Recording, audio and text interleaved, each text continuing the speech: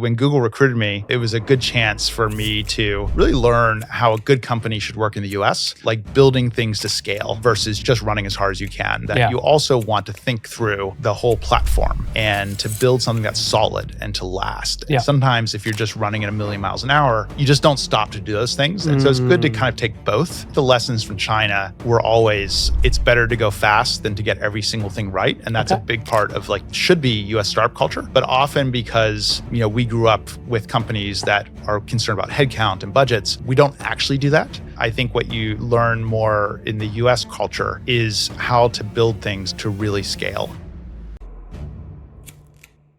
Hey climbers, welcome back to another episode of Climb by VSC. I'm your host, Jay Kapoor, general partner of VSC Ventures and co-host of Climb. Every week on this show, we speak to investors, founders, and industry experts about building and scaling companies in climate tech. My guest today is Eric Rosenblum, who's a managing partner of Foothill Ventures, an early-stage fund that backs, among many things, exceptional technical founders and immigrant founders. So lots for us to dig into today. Eric, before all that, thank you so much for joining me. Thank you so much for having me. I'm so glad to be here. I know. We've, corresponded over email and Zoom, and it's good to finally be in person. Yeah, and we were just talking before this. Obviously, Vijay and I go way back. Yes. And it's good to know the firm, and it's fun to grow things together. So this is absolutely great. Well, before we kind of go too far in, I love to offer people the kind of back of the baseball card on Foothill Ventures. So tell me about the fund, the stage that you invest in, the check size, kind of the basics so folks know what we're talking about here. Yeah. So we're a small early stage fund, about $250 million under management. So we're getting to be like an established position. But we still firmly are entrenched in the world of going early, first institutional check. Got it. We're very broad. We invest in software, life sciences, and what we call deep tech, which has spikes around energy, batteries, storage, also semiconductors. We're probably among the most active seed stage investors in both batteries and semiconductors in North America. Yeah. And typically we'll write, say, a $1.5 million check into something like a $5 million seed round. And about 90% of the deals we do are between $8 million and $18 million pre-money, to give you a sense. Yep. We're based in Los Altos, California. Yeah. But I'm now spending 6 months a year in New York City. So. I know. I want to dig in on that too, because I've been in the New York ecosystem 14 years now and gotten to see it kind of come up. And so I'm so excited to dig in with you on what draws you and attracts you to this city. But no, super helpful to hear the context. Let's talk a little bit about you. How does a guy from kind of middle of nowhere town in Ohio who hasn't seen the ocean until he was 18 years old end up running a payments company in Shanghai? Yeah. Like, give me the background there. Yeah, it's funny because my kids are now both in college, and that explains part of why I'm here. They're both at NYU. Nice. And I'm always trying to give advice, but actually my path was completely unplanned. And so it's super hard for me to say, oh, here's what I did, because it seems very random. But long story short, as you mentioned, I came from a little town called Steubenville, Ohio on the West Virginia border. And I'd never really been anywhere. And I was lucky enough to get to go to Harvard. And a couple things kind of changed my life there. One was I was studying economics, and I had a lecture by a professor that it turns out he's a legend in the world of developmental economics, but I didn't know anything. And he was talking about the rise of Japan after World War II. And I thought it was the most interesting lecture I'd yet attended. And I went up to him afterwards. It wasn't something I normally did. I said, Professor Wazowski, that was so interesting. How do I do what you do? He said, something like, it's a long road. So you're going to have to study, some languages. So, if you want to study Japan, you have to study Japanese, but you need to start with Chinese. It's kind of the base requirement, and you have to do a few years of this, and then you have to get a degree in economics and East Asian studies. Anyway, long story short, I enrolled immediately in intensive Chinese. I was terrible at languages. By the time I graduated, I was not very fluent at Chinese and barely scratched the surface on Japanese. And I needed to just take a little bit of time and ramp up my abilities. So I moved to China for a year, what I thought was a year. Yeah. My girlfriend, who's now my wife, was a year behind me. Okay. So I had a year to kill. She was going to go to law school. I was going to come back, hopefully get into a PhD program. And that was the plan. But I arrived in China, and this is 92. And I thought this is the most interesting thing I've ever seen in my life. And if we just go back and we spend the next, 3 to 6 years in school, we're going to regret this. Yeah. And what my kids can't believe is then I had to persuade my wife via just letters that she should really come to China. And it was like 6 weeks to get a response. So I sent her a letter like, we should really consider coming. And she said, I don't know, this seems like a big risk. Anyway, long story short, everything worked out great because BCG was setting up its office that year in Shanghai. I met the head of office. I eventually got hired to be part of the early associate team in Hong Kong and Shanghai. And one thing led to another. And so I started my career in China. And then when I left BCG, I started a small startup called China Now that ultimately failed. But it was a good experience to learn about what I didn't know. And then started another company that did payment processing, SmartPay, that ultimately did pretty well. And so, that journey that sent me on the way all started with that one lecture. And it was just kind of, a weird sliding door moment. Yeah. Is there something about operating a business in China and I think the relentless pace sometimes that we see of Chinese innovation, or at least, in the software world, that you take to, whether it was working with our mutual friend Kamakshi or, kind of working at Google, like, are there lessons that you took from that experience that you brought to your career here in America? Yeah, well, so there was some good and bad of all that time in China. So I was in China for 12 years, and it's what kind of formed my idea of how people should work, for better or worse. And so my first kind of non-China job, I was the general manager for real networks for China, and then I came back to the States. It was a bit of a disaster in the sense that I was used to like going hard all the time, and I think people were just really. I mean, to put it very bluntly, I don't think anyone liked me. They're just like, this dude is just tough culture fit. Yeah, it was not a good fit. And thank goodness I had one, as they say, first pancake that didn't come out quite right. And fortunately, when Google recruited me, these were a group of people that like to move fast. And I was like, these are my people. Yeah. But in the meantime, I'd also kind of softened some of my edges from the culture of China, which is very relentless.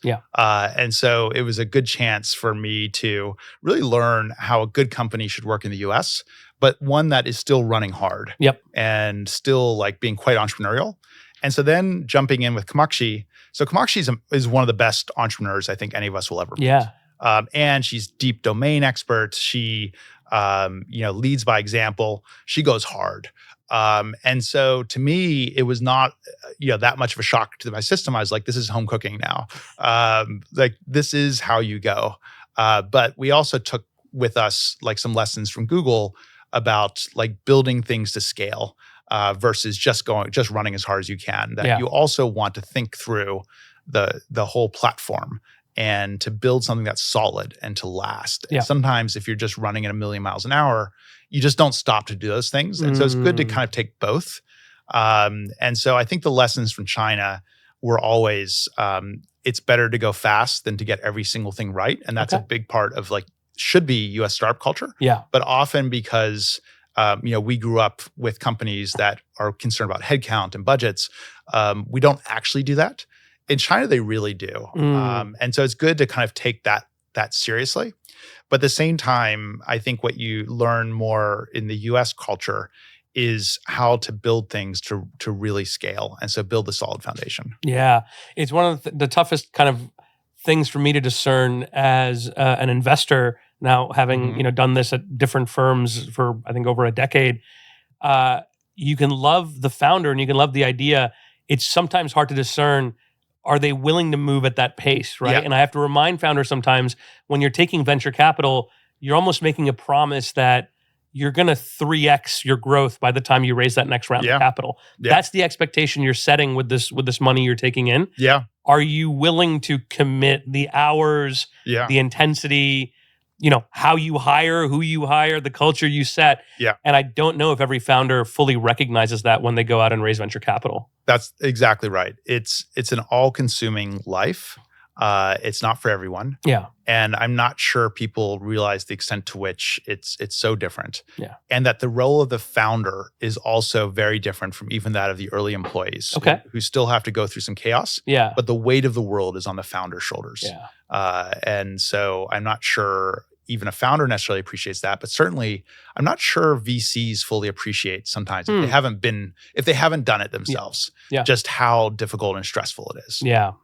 So now to your journey as an investor, you've been at Foothill, well, the predecessor to Foothill, and we can talk about the kind of rebranding for over 6 years now. What drew you to early stage investing? Because you've built companies from zero to a scale. You've worked at larger companies like Google and Palantir. Why was early stage investing the thing that excited you the most?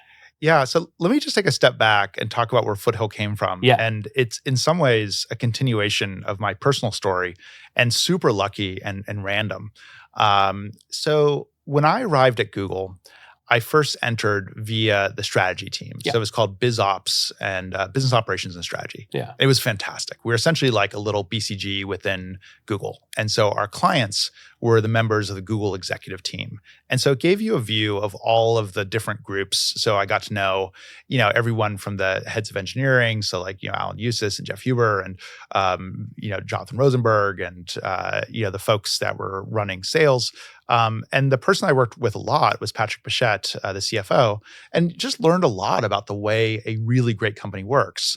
But after a few years of that, I moved into the product org, and I was running a good part of the commerce organization.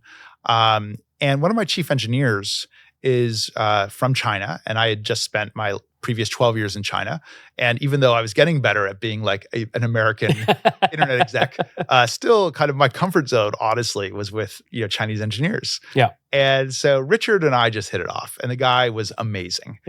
And he was part of this kind of Chinese Tsinghua University, which is often called the MIT of China or the IIT of China, Illuminati in the US.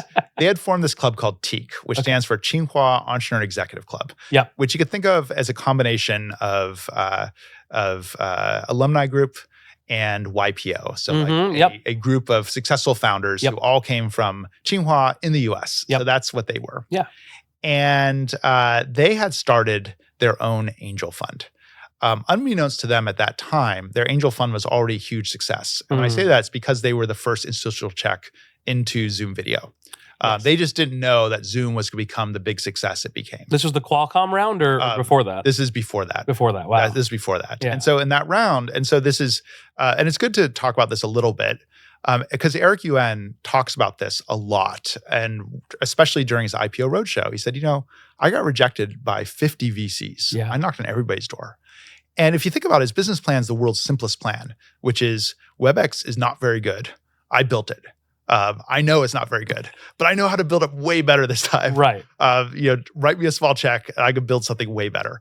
And you would think that someone who was head of engineering for a company that exited for billions of dollars to Cisco, that everyone would line up to give him money. But they didn't.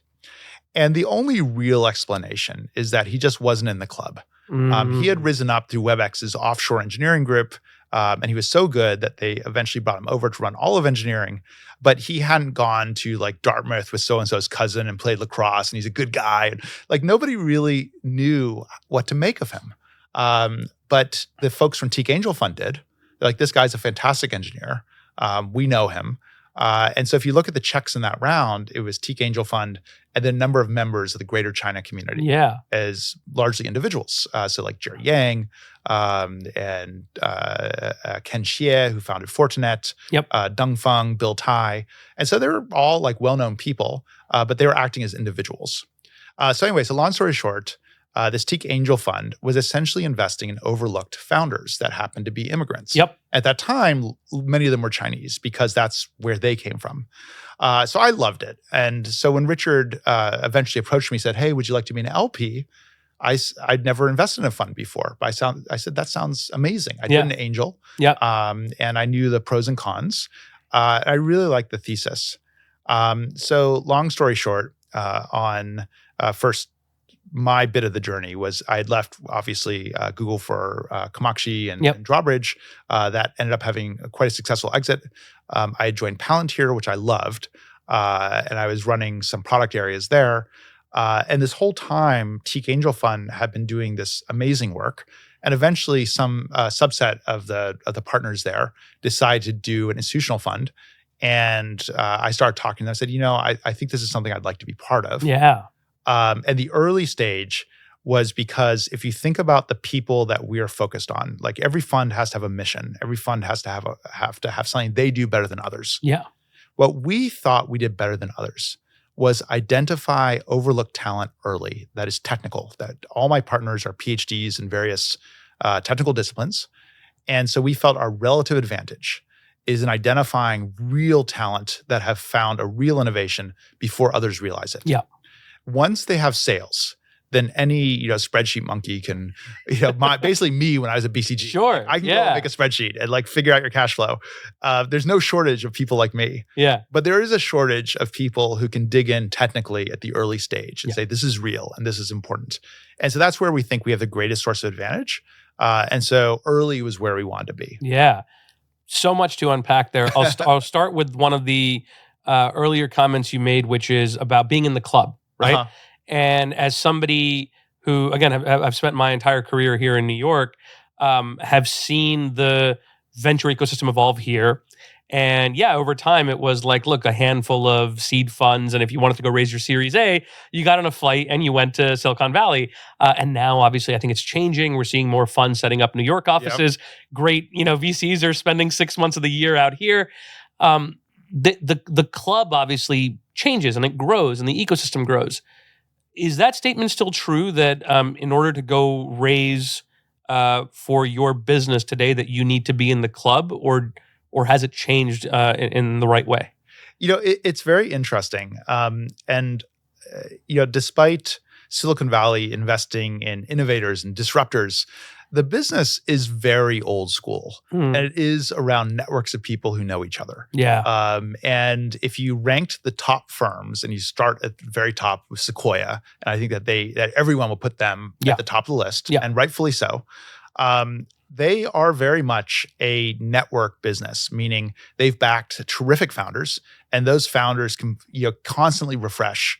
And they're now investing in the next group, and they are able to go back to Sequoia partners who they trust and say, hey, here's the next thing I'm working on. Would you like to do this? Or here's someone else I trust that came from my team. Yeah. So Kamakshi was like that. She was the chief data scientist at AdMob. Jim Getz at Sequoia had backed them. He always felt that was a business that had incredible talent. When she came out and wanted to start another business, of course she went to Jim. And, that's an unfair advantage.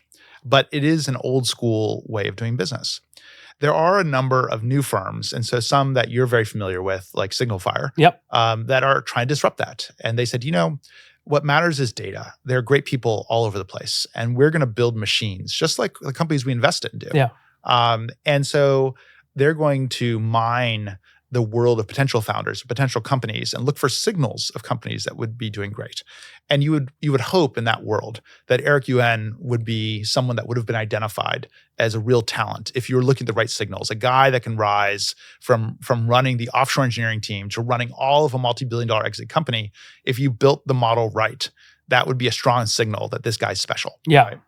Right? So I think that things are changing, but it's the barbarians at the gate where the SignalFires of the world are trying with this new model to show that there is a different kind of data-driven source. Yeah. Meanwhile, Sequoia's not staying still. They're also building in that respect. And so they are, also looking at how to build more kind of scalable machinery that can enhance the network. And we're very much of that view. That we are comfortable as building systems that source programmatically because it's the background that myself and my fellow managing partners came from. We have much longer careers building software than we do as investors. Yeah. So we're very comfortable trying to build systems that break free from just the pure, who do you know model. And to a degree, I would say, Eric, that's not a bad thing to be network driven because, one of the toughest things for first-time founders, and when I was starting my career, really gravitated towards first-time founders because that's who I knew, right? Yep. Now, some of those folks are coming back and they're building companies again, and you get the opportunity to back somebody a second time. But early on, the challenges that first-time founders I saw were having was just getting the right people in the door. Yeah. Convincing somebody really smart to come be your head of operations or your head of product or whatever it is. And so I can see it from the perspective of somebody like a Jim Getz or Sequoia, which is to say, we've backed them before. We know they can hire. We know they can scale a team. And we're willing to pay up a little bit in that second company or that third company because we've de-risked this person as an operator. When you are looking at a first-time founder that you're backing, what are some questions you're asking to try to de-risk them as an operator? Yeah, it's a great question. And in fact, this is something, you and I spoke a bit about this. I'm working at Columbia part-time with their technology ventures group. And so those are all basically professors and postdocs that are thinking about starting businesses. And so in general, they don't have any work experience outside of the academic world. And so this was a conversation that came up, and it's something that we talk about a lot. And so we're generally we're big believers that the past is not a bad predictor of the future. And so if you've been successful at every stop in your past, it is more likely that you'll also be successful in the future. And so when you're looking at someone that doesn't have a lot of work experience, but they were from an academic world, for example, did they attract the right grants? Did they get promoted to principal investigator, so PI? Did they run the lab? How well did the lab perform? Was their lab constantly a producer of cutting edge research? How do you know that? And so you're looking for signals that they run hard. And that, to the conversation we were having earlier, like that spirit of entrepreneurship can be shown even in other parts of life. The part that I think is more subtle is there are people who work hard and push themselves hard and always achieve, but the people around them aren't necessarily enhanced by their abilities. And so you want to find something that shows that when they pull a team together, that they enhance the team, or they even know how to pull a team together. And so that's the part that I think you can always look on paper at how quickly they're promoted, how large was their group, how many papers they published, what the rankings were, but then figuring out how do they work as a team, I think is one of the harder things to tease out. And we spend some time on that. Yeah. It's always so tough. And I think it was especially tough in 2021 when you were meeting a founder and you had a week to decide whether you wanted to come in this deal. And, I say this often on the show, so our listeners know this, but it's like a seed investor relationship lasts longer than the average American marriage. Yes. and you basically have a week to decide, if you met this person, do you like them enough? Do you want to sign up to be their board member for, the coming decade, basically? Are there things that, now I think as we look at more technical founders, deep tech founders, climate tech is becoming this thing. Are there specific things that you look for from these deep tech and climate founders that maybe are different from, let's say, traditional software founders that you're looking for? So deep tech in general, the first question is, have they done something novel that is valuable? And that statement does need to be parsed, because it's important that what they're doing is actually hard to do and unique, because that will be the basis for value in the business generally. But it's not enough. It has to actually be valuable to the world. Like there has to be a real use. And you do find founders kind of slipping on both of those particular banana peels. Like the first, where they're just working on something hard because that was the path to publishing. They did something unique, but they don't know what it's applicable for or why. Or on the flip side, they have a good business idea. It's an interesting idea, but it's not really defensible. And it doesn't really take advantage of their specialized knowledge. They're just trying to essentially build an execution play when that's not actually their strength. And so you do need to find founders that have a pretty good handle on both these things, that they do have a unique ability to create something that was hard for others, and that they have an idea of what difficult and valuable problem in the world this would solve. In software in general, you're not doing something that is completely unique. It's very hard to, and there are exceptions to that. And especially these days with some of the deep learning applications take tremendous insight and research abilities.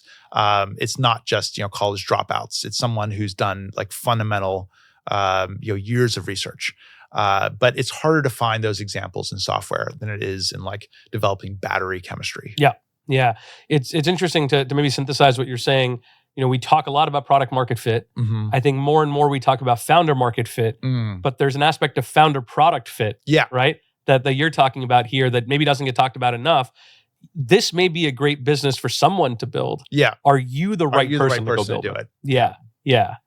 That's right. And so we do so when we look at a company, Yep. we do start with just the product and just say, is this valuable? And was this something that because if it's just not, then there's no point of going any further. And so we spend a lot of time digging in. And to be honest, it is a little cyclical, that is where my partners come from. Yeah. So I'm the only non-PhD on the team. I noticed that on your website. I don't want to bring it up, but yeah, you are the only non-PhD out of your team. Yeah. And so we do have a inclination to spend some time on the science. Yeah. Is this something that is somehow difficult? And is it a big problem they just solved? And if we conclude it is, then we're going to spend much more time then on the founder and then the market dynamic and the business side of things. But we do start by digging into, is this why you and why now? Why were you the person that could solve this? Yeah. Was it just a brilliant insight you had? Or was this a lot of incremental steps where a lot of people are working on this, a lot of people have this insight, it's a holy grail type of technology, but you little by little lever your way into solving this? And how'd that happen? That's different, by the way, from a lot of seed funds, because when you speak to traditional seed funds, sure, everybody talks about putting metrics around what they're investing in. And certainly I think as seed fund sizes have gotten larger, that becomes more important. But ultimately you're backing a person, right? David Tisch would tell you it's all art, no science. Yeah. Whereas, the way you're, I think, speaking about seed investing is, no, there is a fair amount of science. There is a fair amount of science to diligence here. We're seeing a lot more funds getting involved in deep tech and climate tech today that maybe don't bring the same level of expertise that Foothill does. How do you advise those funds when they're kind of wading into the deep tech world? What's some pitfalls? Yeah. So to be fair, I'm not necessarily suggesting that what we're doing is the only way or even the correct way. Yeah. I think that every fund and every person needs to just be clear on who they are, what their identity is. And our identity is very much early stage technical. And as a result, we lean heavily into that. What I would say, because my background is non-technical, and yet I've done a lot of our deals in like batteries and photonics. The secret to success, for me anyway, is pretty simple. It's two things. The first, we already invested in a lot of companies in these areas because we were Teak Angel Fund before. Yep. And we're focused on, and just to take a quick step, a bit of a diversion. The original Teak group was an angel fund where it's very much network-based. Yep. And so they're very much embedded in this group of Chinese immigrant technologists. So often they came here for PhDs, but they weren't peanut buttered across all departments. They weren't PhDs in like philosophy or English literature. They were here for pure math, chemistry, physics. Yep. And so as a result, our portfolio was much more skewed towards those worlds. Yep. And so if you think about it, it's the math people who are now doing transformer models. The chemistry people are now working on batteries. The physics people are working on semiconductors, or the material science people are working on several of these things. And so we had already in our portfolio a bunch of founders who came from that world. And so part number one is it's not really my partners and I doing a lot of this work. We do initial screen. Does this seem likely? Yep. But then we know, like, who you know is what you know. You tap your network. You tap the network. Yeah. So then for every battery deal that I now do, then Professor Yuan Wang, who's the founder of Ascend Elements and the founder of AM Batteries, is the first person that I call. Darren Tan or Shirley Meng from UC San Diego. There's a host of people that know a lot more than any of us. Mm-hmm. And if it doesn't matter what the very narrow field is, even within this larger field, you're getting down to who knows about electrodes, who knows about electrolytes, who knows about separators. Eventually you have a group around you that you can rely on. So part number one is, if you're not in that tech world, there are a lot of people out there who are. And a lot of times they're quite eager to interact with early stage venture Yep. and share what they know. Yep. And they're also interested to see what we see. And then part two is you have to find the other investors who you know through experience know what they're doing. And so I'll just be very direct about this. The folks from TDK Ventures, Anzu Partners, FSV, so Fine Structure Ventures, Zora, so Phil Inagaki is like one of the best individual investors I've met anywhere. In New York, I've had fun getting to know Chris from Material Impact. Like when you meet someone who really knows what they're doing, it's gold. Yeah. And so the combination of other founders who are in the field and then other investors who are quite deep will take you pretty far. So you develop your own firm's capabilities, but your own firm capability is your ability to make quick triage decisions. Yep. And then knowing a network that you can bring in for expertise. And then finally, this group of trusted co-investors. And it does go both ways. Like it's not, I would hope that they would also trust me and want to work with me. So you do have to kind of pull your weight when you're working with them and you get to join a board with one of them. That they say, yeah, actually, if Eric's here, he puts his back into it and he can bring something to the table.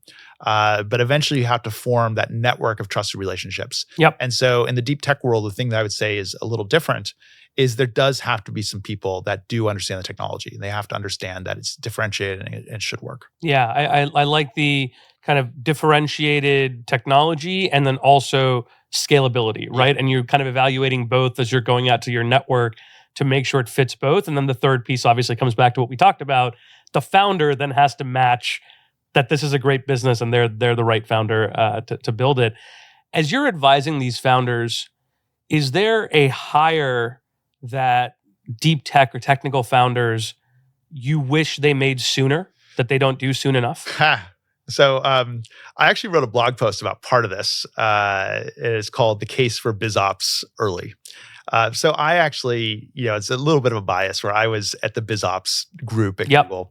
I think that there's a role for a person that came out of like the consulting environment where they're very, very good at context switching. They can do anything and just plug holes. Because what often happens is the core technical team hires all engineers. And then eventually they say, oh, we're ready for business now. And they want to hire a salesperson or a BD person. But actually, it's not ready for sales or BD. Their product is very nascent. Someone's going to just have to figure a lot of things out. And if you're a real salesperson, then probably you've had a well-defined product to work with. And that can be very frustrating. On the flip side, most of these PhD founders have never worked with a salesperson before, a BD person before. And so it's very frustrating on both sides. What they actually need is someone that has the ability to jump on lots of problems and get up to speed quickly and probably get a bunch of things kicked off for them, build the process, and that when they're ready to hire someone who's a professional domain expert, that person is well leveraged. And so I think people underappreciate that role of like the, a little bit of a jack of all trades, but they probably do come from that background where they were at a McKinsey or BCG or worked in BizOps early. But the other thing, there's a big difference between a chief scientist and a head of engineering. And so a lot of the firms that we've backed, the person who, because we're looking for a true innovation, they're often a scientist. And they are great at doing some fundamental research and work in the lab. But that's different from the person who's going to build something that becomes a product. Yeah. And there's a gap between those two people. And often the person who's the chief scientist also thinks that they're the chief engineer. And they've just never done it before. And so and they haven't seen what someone who runs an engineering group at a company can do. And so that's something where we often have to coach the founders on what the first engineering hires look like, because they're used to hiring for the lab, who are great researchers. But there's a transition that takes place when someone's going to build a product that is going to be usable by a third party. Yeah. When it comes to that BizOps hire, again, if you are a scientist, you're coming from a lab setting, you probably never hired a BizOps person, right? What are some ways to discern if this is the right person? If there's a founder listening right now building in mining and they're satellite mining's scientist engineer, like how do they know that this biz ops person is kind of the right person? So there's two ways to look at this. First is if it's after you've gotten your VCs on board. This is one where you make the VCs do some work. Yeah. And so the VCs should be out front interviewing because many of the VCs came from the same background. This is where a lot of VCs had that experience earlier in their life of some kind of strategic management. And so they have some sense for, who's a bullshitter and who does real work and how would you know, what kind of personality are you looking for, what kind of experience and trajectory are you looking for. If it's before that, if you're thinking, I want to start a company, and I'm a scientist, I have other scientist friends. Do we want someone who's going to think about the whole business side of things? How would I find that person?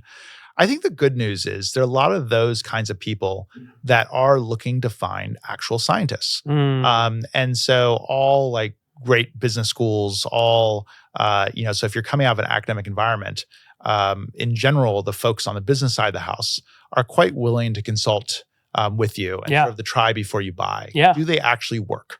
Are they just there to give opinions, or they can roll up their sleeves and like do stuff? And I think that's the main requirement for me is someone who is low ego, high bias for action, and is smart enough to be able to do good work. They've been well trained, but it is that personality. They're willing to do anything, and they're willing to actually do anything, not just think. That by the way, I find founders screw up so often because they go for title. So they go, well, I need marketing, right? Or I need something on commercialization. I'm going to go hire a CMO. Yeah. And you go hire a CMO and you go get them from a great brand name. Yeah. And maybe they're switching careers. They want something a little more fast paced, whatever. They're going to come work for you. This is a CMO that has had a 12-person team under them that, does the dashboards and does the analytics and, they whiteboard solutions and then somebody goes and executes on it. Yeah. And the number one thing I think as a startup founder, I advise my founders to be like, ask the question like, hey, you are our entire marketing department. Top to bottom, you're the analyst, you're the associate, you're the director, you're the MD. You're doing all of it top to bottom. And if that person is not scared off by that, then okay, maybe that's the right thing. Because oftentimes, even if you, with best intentions go, hey, when we close our Series A, we're going to set aside some allocation to go hire you a team. If that doesn't happen for a while, you've got a pretty unhappy, team member because they're doing stuff that they're not really designed to do. So I always find this as like a bad hire early on can really, hamstring a company. Yeah, it drags everybody down. It's very unpleasant for everybody involved. It's bad for the person coming in who really thought that they were going to, it's a big risk to a seasoned executive. Yeah. And I think a lot of seasoned executives, they don't realize it's been so long since they were an individual contributor, and they don't realize that maybe those muscles have atrophied, or they're just not what they are skilled at anymore. And they start feeling like this is ridiculous. I should be leveraged. I should have like a team, and then I could do this stuff. And they're frustrated. The CEO is frustrated, and it just drags everybody down. Yeah. Whereas like getting a low ego, talented person can often fill a lot of gaps until you're ready to bring in an executive with a small team. That they can actually leverage. Yeah. So I think that's really critical. I have like just a small example that I think should make this specific. And I can't praise this person enough. But it's one of the reasons that I mentioned Anzu's great. So Anzu Partners is a great deep tech firm based in San Diego. We've co-invested on a few things, but one of them is called AM Batteries. AM Batteries, I think, is going to become one of the most important companies in the battery world.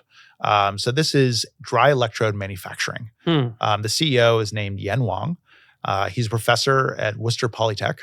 And he was also the inventor and founder of Ascend Elements, which used to be called Battery Resourcers. So it's one of North America's largest battery recyclers and is now a $1.5 billion company. And so he knows what he's doing, and he's an incredibly good scientist. But Ascend Elements was not a linear road. They had, they had their ups and downs like many startups. And through that experience, he kind of realized what he does well and where he needs help. And so when we met him with his new company, it was literally just he and another professor, Hung Pan, and a paper they wrote that seemed very promising. And so it took a lot of time to sort of understand how valuable and important is this. We had to bring in, a lot of help. But once we decided to pull the trigger, he was quite good at recognizing he needs a real engineer, and he hired a great one.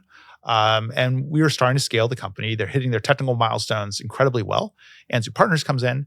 Anzu Partners has a up and coming investor named Josh Stilling, and Josh is he's an MBA, but he's also technical. And eventually, he put his hand up and said, I'm going to join AM Batteries part-time to help them with all of these business processes and their first BD stuff. And he's immediately after injecting himself, the whole cadence of the company changed. Wow. And so everything from marketing programs and PR to their relationships with third-party, customers, to a lot of ideas around additional business lines, started cropping up and moving forward. And it's the power of a person who just has that attitude and that training.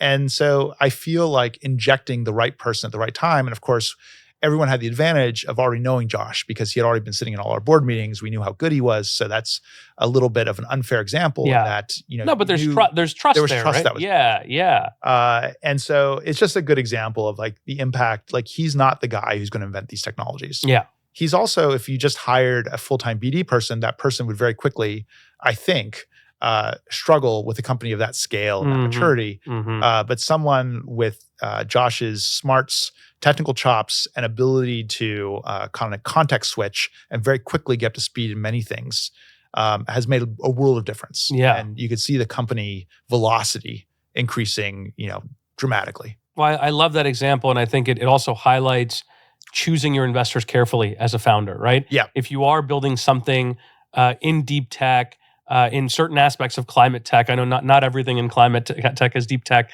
but if you're building in that category, choosing your investor and seeing that they have folks on their team that can slot in or even spend a day with you a week to kind of work through these issues before you can hire for them can make a world of difference for you. Because ultimately, as a founder with not that much money raised, you're trying to get as much leverage as you can. Yeah. And if you can tap your investors from that leverage, I mean, that's what, we're supposed to be here for. Other than just the check, we're here for be able to give some leverage. So I love that example.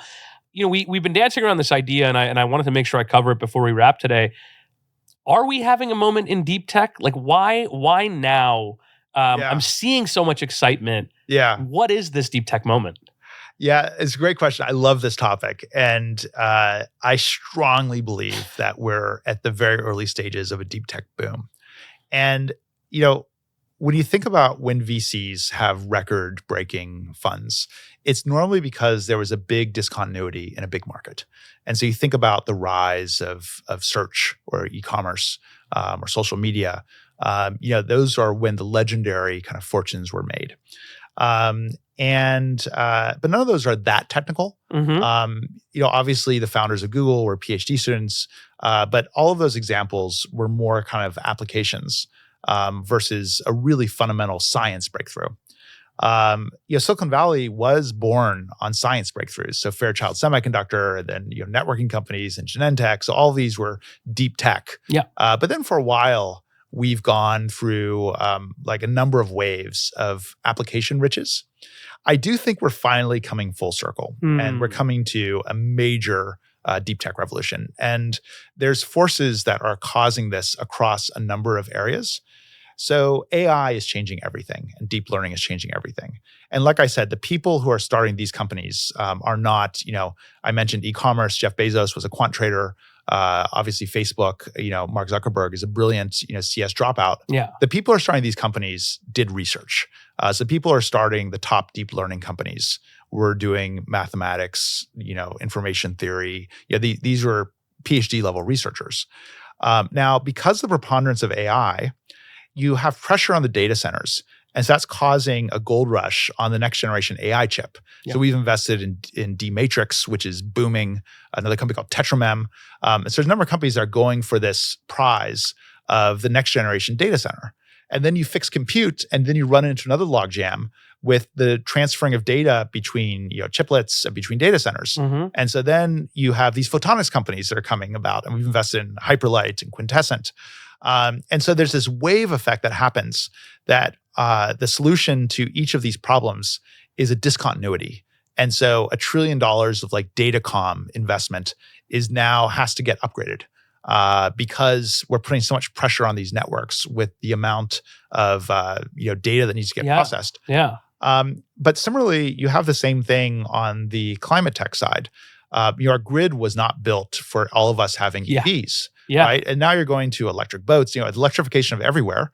And so now you need new grid technologies. So we just announced an investment in a solid state transformer company. We're looking. That's ampersand, right? That's ampersand. Really interesting. Yeah. And again, like I said, I have Phil Nagaki from Zora to really thank for that. And then this is what allowed me to meet Material Impact. And so same thing. We believe that the electrification of everything is kind of inevitable, and that there's components now that need to get upgraded. As if you think about the downstream implications of all of EV adoption, then you can see very large markets and very old markets that now need to get upgraded. And so we identified a number of very large, quote, $1 trillion markets, which is not that easy to find, that are undergoing a major disruption. Yeah. And we said, this is real. Now, just one more word about it. Part of the reason why people are skeptical is in 2008, there was a big wave of clean tech investing in particular. The Vinod Khosla Clean Tech One. That's right. Wave. Yes. And that was, I think it was, based on a pretty good hypothesis, which is, if you look at the price of oil going up and the ability, so the cost per kilowatt hour of batteries going down and the capacity going down, you'd say eventually these two lines will cross and across a lot of things. So not just batteries, but also solar and wind, and that there'd be a sea change in $1 trillion industry. So it's not a crazy bet. But of course, you had war breakout, you had a recession, price of oil plummeted. So a lot of these assumptions that people were looking at when they said this is time to make some big bets turned out to be incorrect. Yeah. What's different today is that these things are now happening. It's not a Mary Meeker chart where you're saying, if you look at this trend line, you continue off in the future, then 3 years from now, of course, the world's going to look different. Yeah. You don't need to project anymore. Yeah. This has happened. The EV total cost of ownership for a given car model is now lower than comparable ICE car. And so it no longer makes sense for your next car, just from a total cost of ownership perspective. You can have other reasons, like you have range anxiety. There might be a reason that you don't want to buy an EV. But from just a pure cost standpoint, we've crossed that threshold. Yeah, we've hit parity, if not even cheaper than, That's right. Yeah. And that's happened across a number of areas where there's no longer, we don't need to wonder, is there going to be a killer AI app? The day GPT-3 launched, all of us were stunned. And the world's different. Yeah. And so there's no longer this speculation around, are we just around the corner? We're around the corner. Yeah. So now it's a matter of thinking about the implications of being around the corner and what are all the downstream things that need to start changing. And that's where I think a lot of the really interesting opportunities lie. Yeah, I love the articulation there. And I think it's so interesting to talk about. I always think of major innovations coming off of platform shifts. So the shift from kind of on-prem to cloud, or the shift from desktop to mobile. But to think about it from actually even a layer deeper on the infrastructure layer, creating new applications, right? The shift from desktop to mobile created all of these ride-hailing apps and Airbnb and sort of thing. And now you can only imagine the shift to wide-scale adoption of AI, right? Yes. You have GPT in our pocket. Yes. What does that actually unlock for us at the application layer? We certainly have a lot more investors investing at the application layer than we do at the infrastructure layer. So if you're a founder building at that scale, the capital is out there for you, right? That's the interesting thing. Yeah, that's exactly right. And so we get this question all the time from our LPs. They said, yes, you guys have always been interested in deep learning AI, but aren't the valuations just prohibitive for a seed stage investor? Yeah. And for many types of companies, that's absolutely true. Like we're not going to be investing in the next foundation model, and there's certainly a lot of kinds of applications where it doesn't look like a seed round investment. Yeah. And it also doesn't really match us. Those are like a $10 million first check, right? That's right. You're like, okay. and it falls outside. A lot of these are just applying technology that's already been created, so it doesn't really fit us well. Yeah. But when you go down the other direction and say, what's happening in the infrastructure? If all these things happen, then what supports this? That fits us really well. And so now, I mentioned Quintessent. Quintessent is a company from UC Santa Barbara, out of John Bower's lab. So John Bowers is kind of a legendary photonics and optics professor who's founded 5 companies. So this is a guy who does have, you look at, is the past a good indication of the future? World-class researcher, one of the world's experts in his field that also knows how to bring something from the lab to the market. So this is one of his postdocs, Alan Liu, along with other investors. So Alex Fong from Chattha Ventures, who got his PhD in optics photonics out of John Bower's lab. So this is the perfect co-investor for this. And Ben Yu from Sierra Ventures, who also has a PhD in photonics.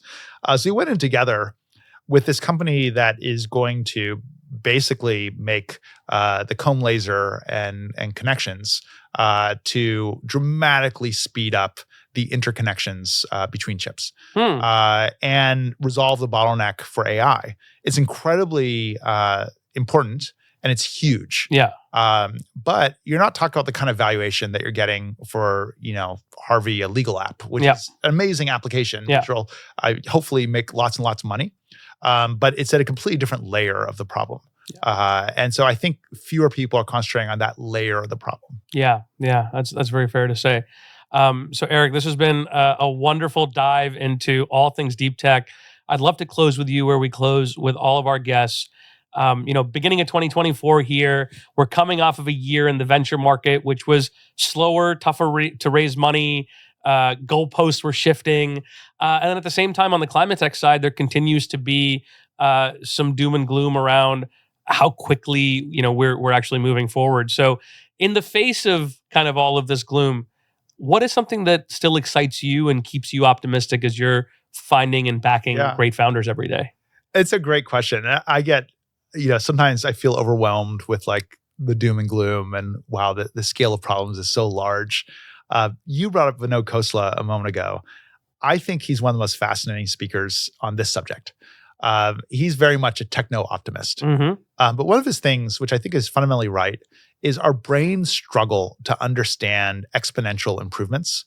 And, so GPT-3 that I mentioned blew our minds. It shouldn't have, but it's because we don't understand exponential improvement.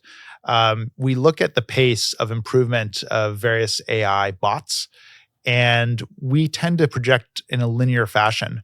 So when something comes up that is orders of magnitude better than the previous iteration, we're like, where did that come from? Yeah. But that is the way a lot of technology is built. And so he talks about, in the world of climate, fusion is going to happen. Doesn't know exactly when, but if Vinod said, if you say 30 years, yeah, almost certainly. 20 years, maybe. Yeah. But then it's like free energy. Within our lifetime. Within our lifetime. Yeah. And so these are massive step changes that are very hard for our brains to fully grasp. And so my optimistic side is that there's now an accepted moment in the world of climate investing that this is real. This is no longer speculative where only the brave are going. So the Khoslas and John Doerrs of the world were brave. And on some things they got a bit burned, but they were the brave vanguard. Today, you don't have to be that brave to go in this world. It's here. Yeah. And so the scale of support is large, combined with the exponential nature of improvement. I'm pretty optimistic that a lot of the solutions to our problems are there. There's someone who's working on it right now. Yeah. And for the first time, they're actually getting attention. And I think that that's a big change from the past. Yeah, well, I'll speak to the attention piece because obviously, so much of what we do at VSC is really around helping founders, especially technical founders, building in, industrial automation, legacy industries, get attention. it's becoming more and more talked about. We had a company in the laundry space that got a feature on CNBC. I mean, how often do some people think about these hidden economies, all around us every day? There's a laundromat on every corner. We don't think about it. And now I think more and more we're starting to see, what's the energy impact of that? Is it good for me to have my dry cleaning done here? Is there a better way, the more eco-friendly way for it to be done? I love that as consumers we're having those conversations. And I think the press is catching up to say, people care about that. They care about the cars around them, the public transportation around them, the world around them. And ultimately, if you're a technical founder building in those spaces, they're getting attention. And I think that's a really beautiful thing. So I'll wrap with you there, Eric. This was so fun. I'm so glad that we got to do this in person. And I'm excited to have you back on the show when we can do this again. Thank you so much for having me. Anytime. This was great. Thank you. Thank you. Well, that's it for this week's episode of Climb by VSC. Thank you so much for watching and listening. Thanks to my guest, Eric Rosenblum from Foothill Ventures, for joining me on the show today. Hey, did you know that you can watch as well as listen to full episodes of Climb? Head on over to YouTube and subscribe to watch episodes every single day and clips that we post literally every day. Lots of clips on there. You can also follow us on social, on LinkedIn, Twitter, and Instagram. We're not hard to find. If you enjoyed this episode, we'd love for you to leave us a 5-star review on Spotify and Apple. And if you love this episode, please send us some guests that we should have on the show. We'd love to have them. Well, that's it for now. We'll see you next week on Climb by VSC.